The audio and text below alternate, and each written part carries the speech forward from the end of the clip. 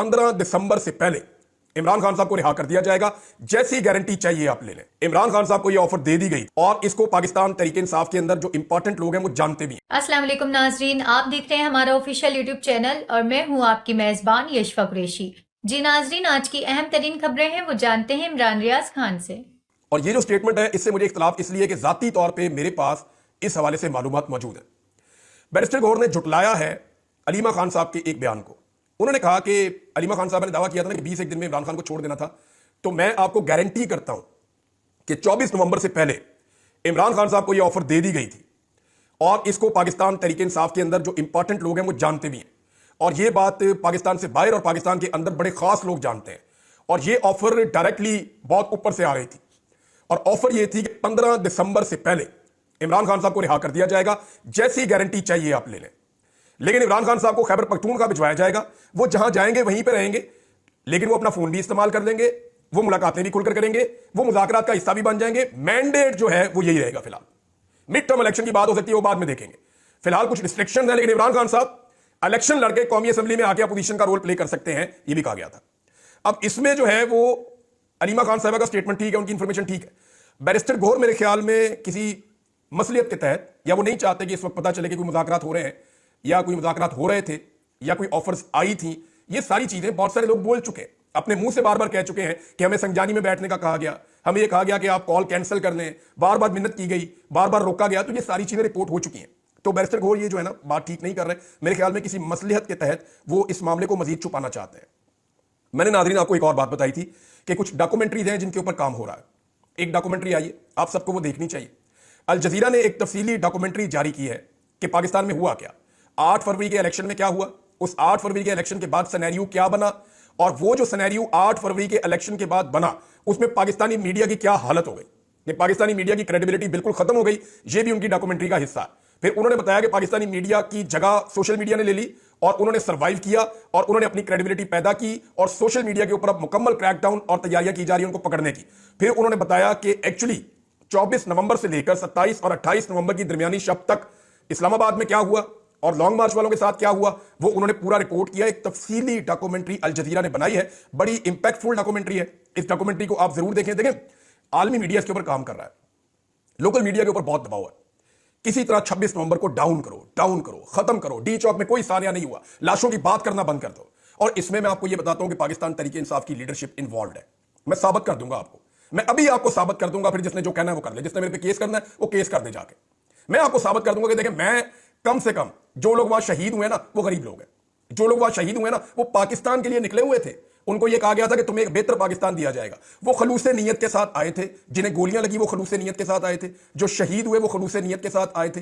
उन लोगों के साथ जो हुआ, इस मामले के ऊपर कोई बोले या ना बोले, मैं बोलता ही रहूंगा। मैं इसके ऊपर किसी भी किस्म के कंप्रोमाइज को, चाहे वो कोई भी करे, मैं इसको एक्सपोज करूंगा। आज मैं आपको गारंटीड कह रहा हूं कि मैं इसके ऊपर चुप नहीं करूंगा। एक ही तरीका है चुप करवाने का, वो सारे जानते हैं। मैं अपना काम करता रहूंगा इस मामले पे। ये लहू बह गया, पाकिस्तानियों का खून है भाई, पाकिस्तानियों का खून बह गया है। मैंने साना मॉडल टाउन के ऊपर बिल्कुल कंप्रोमाइज नहीं किया था। मैं आखिरी वक्त तक उसके ऊपर आवाज उठाता रहा था और अब भी मैं आवाज उठाऊंगा। मैं इस पे पीछे नहीं हटूंगा। अब मैं आपको ये बताता हूं कि इसको दबाने के लिए एक नई कार्रवाई की जा रही है। ये जो मदारस का मामला है ना, इसकी रजिस्ट्रेशन का मामला, ये 2019 में पाकिस्तान तहरीक इंसाफ ने मुआहिदा कर लिया था। ताहिर अशरफी उस वक्त इमरान खान साहब के साथ होते थे। वो मुआहिदे की तफसीलात भी मौजूद है। उसके मुताबिक जनाब मदारस का जो है पूरा एक फंड होगा, मदारस को रजिस्टर किया जाएगा, हुकूमत की निगरानी होगी, बहुत सारी फैसिलिटीज दी जाएंगी। ये सारा इमरान खान साहब ने तय कर दिया था ताकि मदारस के ऊपर जो एलिगेशन लगते हैं या मदारस के अंदर जो एक्टिविटीज है वो हुकूमत के साथ जुड़े। अब हुआ यह है कि मौजूदा हुकूमत ने इसको नॉन इशू को इशू बनाया। और क्यों बनाया मैं आपको बताता हूं। मौजूदा हुकूमत का मंसूबा यह है कि एक और लॉन्ग मार्च इस्लामाबाद आना चाहिए ताकि जो पिछला लॉन्ग मार्च है उसके ऊपर गर्द बैठ जाए। पिछले लॉन्ग मार्च को लोग डिस्कस करना छोड़ दें, अगले लॉन्ग मार्च को डिस्कस करें। जानबूझकर एक लॉन्ग मार्च को इस्लामाबाद में दावत दी जा रही है और उलमा इकराम को, फजल रहमान साहब को, दीगर मदारिस के लोगों को कहा जा रहा है कि इस्लामाबाद पहुंचे। हल्की फुल्की मौसीकी वहां पे होगी, लाठीचार्ज, डंडे, आंसू गैस थोड़ा बहुत चलेगा। एक ड्रामा क्रिएट किया जाए ताकि जो 26 नवंबर की रात वहां पे हुआ, जो कत्लेआम हुआ, उसके ऊपर पर्दा डाला जा सके। उसको दबाने के लिए एक नया खेल खेला जा रहा है और इसमें कुछ लोग सहूलतकारी भी कर रहे हैं। फजल रहमान साहब ने हमेशा स्टेटस को की मदद की है। मैं उनकी नीयत पे शक नहीं कर रहा। वो ये चाहते होंगे कि मदारस के मामले में मामला बेहतर हो, लेकिन उनके स्टेटमेंट पहले भी बड़े सख्त थे। लेकिन एंड ऑफ द डे फजल रहमान साहब ने क्या किया? फजल रहमान साहब ने पूरे सिस्टम की सहूलतकारी कर दी। और सहूलतकारी इस तरह हुई कि उस आईनी तरमीम के बाद जो बाकी बचने वाली चीजें थी उन्होंने कानून के जरिए कर ली, और उस कानून को इसलिए रिवर्स नहीं किया जा सकता कि आईनी तरमीम के नतीजे में फजलुर रहमान साहब ने इस हुकूमत को वो आईनी बेंच दे दिया जिसके अंदर कोई चीज अब चैलेंज नहीं हो सकती। अगर होगी तो हुकूमत के हक में फैसला आएगा, क्योंकि वो बेंच बनाया ही हुकूमत ने खुद अपनी मर्जी का है। लिहाजा ये चीज होगी क्लियर। फजलुर रहमान साहब ने मुकम्मल सहूलतकारी मौजूदा निजाम को दी थी अपोजिशन में बैठ के। अब दोबारा से वो इस मामले के ऊपर मेरे ख्याल में मट्टी डालने के लिए या पर्दा डालने के लिए वो अपने लोगों को लाएंगे और तवज्जो हटाने की और तवज्जो बटाने की कोशिश करेंगे ताकि डी चौक से तवज्जो हटाई जा सके। नहीं हटेगी। इस पे पाकिस्तानी बात करते रहेंगे और सवाल एक ही है कि गोली क्यों चलाई। एक ही सवाल है ना, गोली क्यों चलाई? गोली नहीं चलानी चाहिए थी।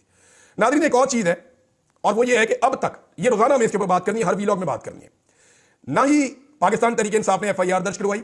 आज जनाब जब मैं आपसे बात कर रहा हूं तो 8 तारीख की रात हो चुकी है, लगभग 2 हफ्ते होने वाले हैं, और ना पाकिस्तान तहरीक इंसाफ ने अब तक अपनी FIR दर्ज करवाने के लिए कोई दरखास्त दी, ना ही लापता अफराद के हवाले से हेबियस की पटिशन दायर की। आज तक पाकिस्तान में जो बंदा भी लापता हुआ है ना, सबसे पहले उसके घर वाले जाकर एक पटिशन डालते हैं हाई कोर्ट के अंदर।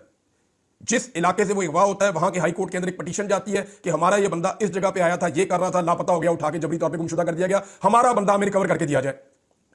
PTI के मुताबिक उनके 150 के करीब बंदे लापता हैं। एक बंदे की भी अभी तक हेबियस की पटिशन इस्लामाबाद हाई कोर्ट में नहीं गई। इंतजार पंजूथा की गई थी ना, अब्बासी साहब की भी गई थी, मेरी भी गई थी, मैं एक जर्नलिस्ट हूं, मेरी भी गई थी, अहमद फराद साहब की भी गई थी, जितने भी लोग, डार साहब की भी गई थी, जितने लोग लापता किए गए हैं उन तमाम की पटिशन जाती है फौरी तौर पे। समी इब्राहिम साहब की भी गई थी और ये मकबूल जान साहब की भी गई थी। इसी तरह हमारे जो हैं वो आफ्ताब इकबाल साहब, उनकी भी गई थी।